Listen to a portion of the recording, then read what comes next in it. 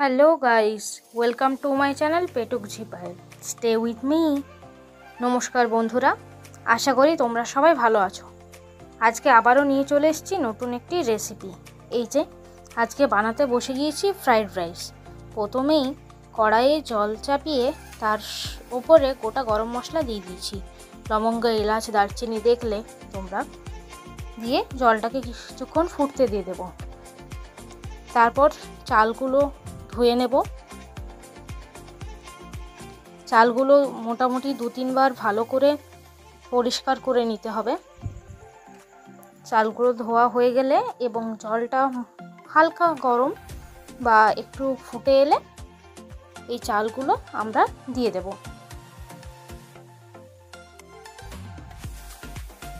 জলটা মোটামুটি ফুটে এসছে এবং গরম মশলাটাও খুব ভালোভাবে এখানে জলের সাথে মিক্স হয়ে গেছে। এই যে চালগুলো, ধুয়ে রাখা চালগুলো এবার দিয়ে দিতে হবে। অনেকদিন পরে বাড়িতেই বানিয়ে নিচ্ছি। উপর থেকে একটু সাদা তেল দিয়ে দেবে, এতে করে ভাতগুলো ঝরঝরে থাকবে, একটার সাথে আরেকটা লেগে যাবে না। আর হ্যাঁ, নুনটা আমি দিতে ভুলে গিয়েছিলাম। পরিমাণ মতো নুন এখানেই তোমরা দিয়ে দেবে এবং তারপরে ঢাকা দিয়ে ভাতটা হতে দিয়ে দেবে। ঠিক আছে, চলো সামনের প্রসেসের দিকে এগিয়ে যাই।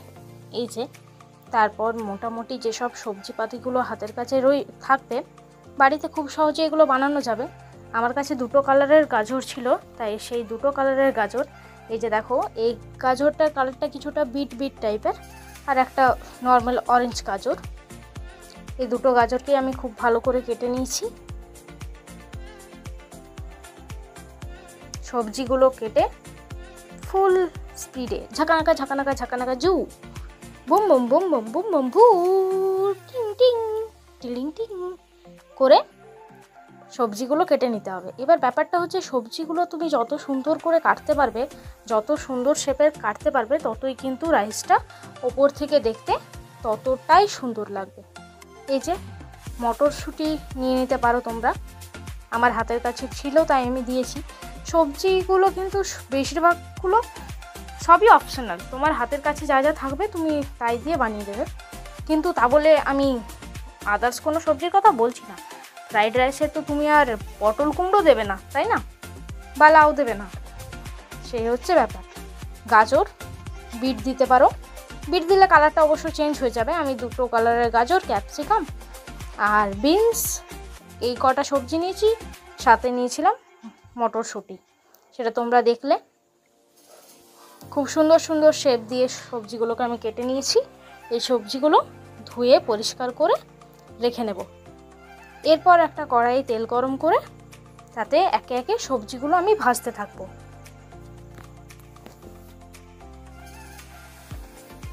আমি খুবই কম পরিমাণে তেল এবং কম পরিমাণে ঘি দিয়ে পরে রেসিপিটা বানিয়েছিলাম, যাতে যাদের অসুবিধে থাকে খাওয়াতে, বেশি রিচ না খাওয়া বা বেশি তেল ঘি জাতীয় জিনিস না খাওয়া, তাদের যাতে খেতে সুবিধা হয়, তাই আমি কম পরিমাণে তেল ঘি দিয়ে ভেজে নিয়েছিলাম এবং ওপর থেকে কিছুটা নুন দিয়ে সবজিগুলো ভেজে রেখে নেবে তোমরা।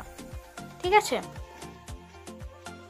কিছু কিছু সবজির আলাদা আলাদা সময় থাকে, ভাজতে আলাদা আলাদা সময় লাগে, তাই সবজিগুলোকে আমি আলাদা আলাদা করেই ভেজে নিয়েছিলাম। যেমন ক্যাপসিকামটা আলাদা, গাজরগুলো 2 রকমের গাজর একসাথে ভেজেছিলাম, এবং তোমার মটরশুঁটি আলাদা আর ক্যাপসিকাম, বিনস আলাদা আলাদা ভেজে নিয়েছিলাম সব সবজিগুলো। আর হ্যাঁ, তোমাদেরকে আরেকটা টিপস দিয়ে রাখি বা বলে দেওয়া ভালো। মটরশুঁটিটাকে কিন্তু বেশি ভাজা যাবে না। মটরশুঁটিটাকে কড়াইয়ে তেল দিয়ে মটরশুঁটি দেওয়ার কিছুক্ষণের মধ্যে একটু নাড়িয়ে উঠিয়ে নিলেই হয়ে যাবে। কারণ মটরশুঁটি তোমরা যদি বেশি ভাজো, তবে মটরশুঁটিটা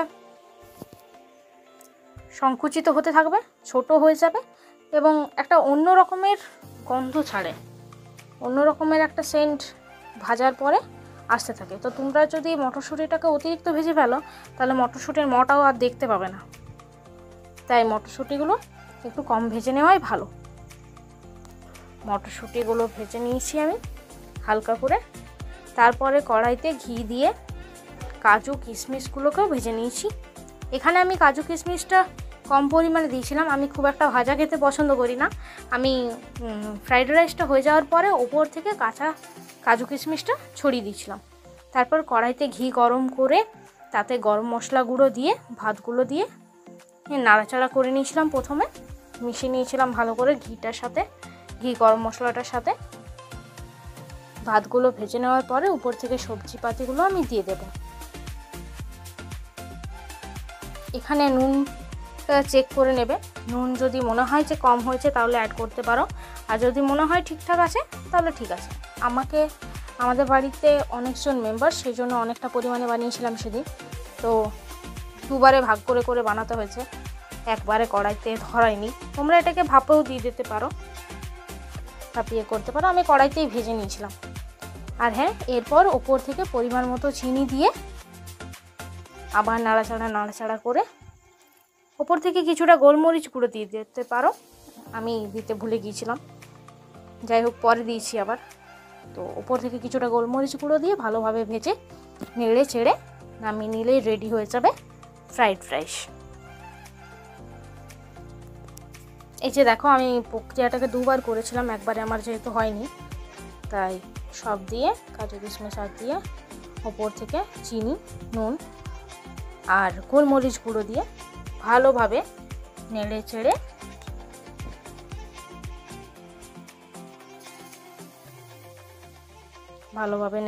নামিয়ে নিলেই তৈরি হয়ে যাবে ফ্রাইড রাইস। এই যে দেখো, এখানে গোলমরিচ দিয়েছিলাম আমি ওপর থেকে, আগেরটাতে দিতে ভুলে গিয়েছিলাম।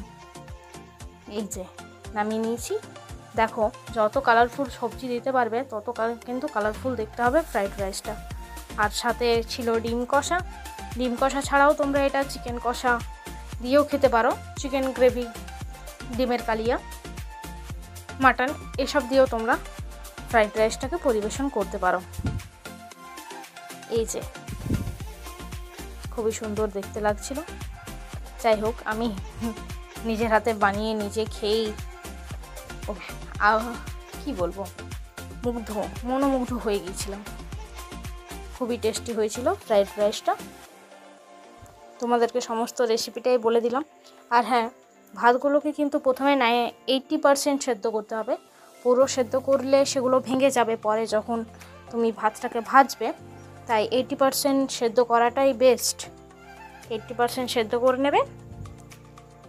আমি কাজু কিশমিশ কাঁচা খেতে পছন্দ করি বলে উপর থেকে কাঁচা দিয়ে দিয়েছিলাম। তোমরা যদি ভাজাটা খেতে ঠিকঠাক পছন্দ করো তাহলে সবগুলো ভেজেও নিতে পারো, এতে করে কোনো অসুবিধা হবে না। খুবই ভালো লাগলো তোমাদের সাথে পুরো রেসিপিটা শেয়ার করে।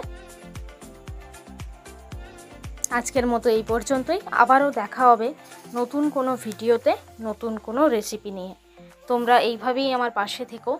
আমি তোমাদের জন্য নতুন নতুন রেসিপি নিয়ে আসবো, এবং তার সাথে ভ্রমণমূলক ভিডিও এবং খাবারের শর্টস তো আছেই, সেসব তো চলতেই থাকবে। Stay with me. চলো, টাটা, বাই বাই।